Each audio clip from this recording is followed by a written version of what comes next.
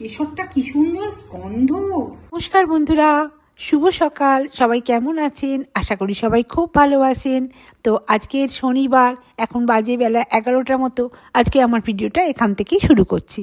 তো আজকে ভাবলাম যে একটুখানি সিমুয়ের পায়েস করব।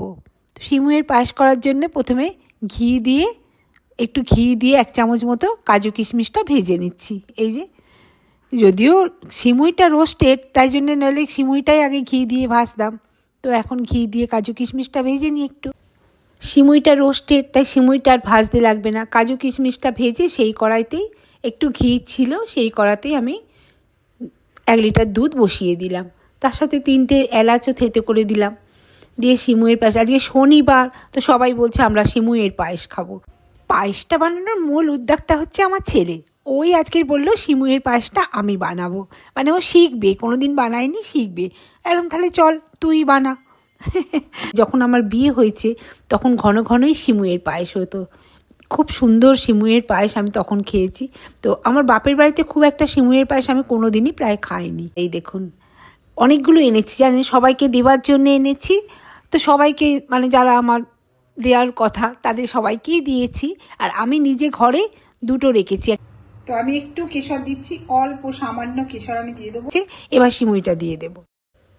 তো 1 লিটার দুধের মাপে অনুযায়ী আমি সিমুই দিলাম, 2-3 চামচ মতো হবে, ওইটুকুই সিমুই দিলাম আর কি। বেশি দিলাম না, কারণ কেমন যেন শুধু সিমুইটাই চেয়ে চেয়ে থাকবে, ভালো লাগবে না। এবার কাজু কিশমিশটা দেবো। এবার কাজু কিশমিশটাও দিয়ে দিই, সবটাই দিয়ে দিই। হ্যাঁ, সবটাই দিয়ে দিই। বাহ, কি সুন্দর ঘিয়ের গন্ধ বেরিয়েছে। এইবার আমি এতে অ্যাড করলাম চিনি। চিনিটা না, যে যেমন খাবেন সে তেমন দেবেন। কে কেমন মিষ্টি খান সে তো আমি জানি না। আমি 2 চামচ চিনি দেবো, খুব একটা বেশি মিষ্টি আমি করব না, তাই জন্য 2 চামচই চিনি দিলাম। আপনারা যে যেমন খাবেন সে তেমন চিনি দেবেন। তো দেখো বন্ধুরা, হয়ে গেছে। ঠিক আলোটা পড়ছে না, কেশরের দেওয়ার ফলে কালারটা এত সুন্দর এসেছে, আর ক্ষীর মতো দারুণ পায়েসটা হয়েছে। খুব সুন্দর সিমুইয়ের পায়েস হয়েছে। তো চলুন এবার খেয়েও পরে দেখাচ্ছি কেমন হয়েছে পায়েসটা।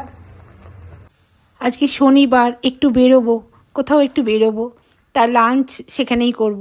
যাই হোক, তো ব্রেকফাস্টটা লাঞ্চের মতোই করছি। তাই পরোটা আর ফুলকপি দিয়ে, ডালের বড়ি দিয়ে, আলু দিয়ে একটা সবজি বানানো হয়েছে। সেই সবজি, এখানে খুব সুন্দর বড়ি পাওয়া যায়, আপনাদের পরে একদিন দেখাবো।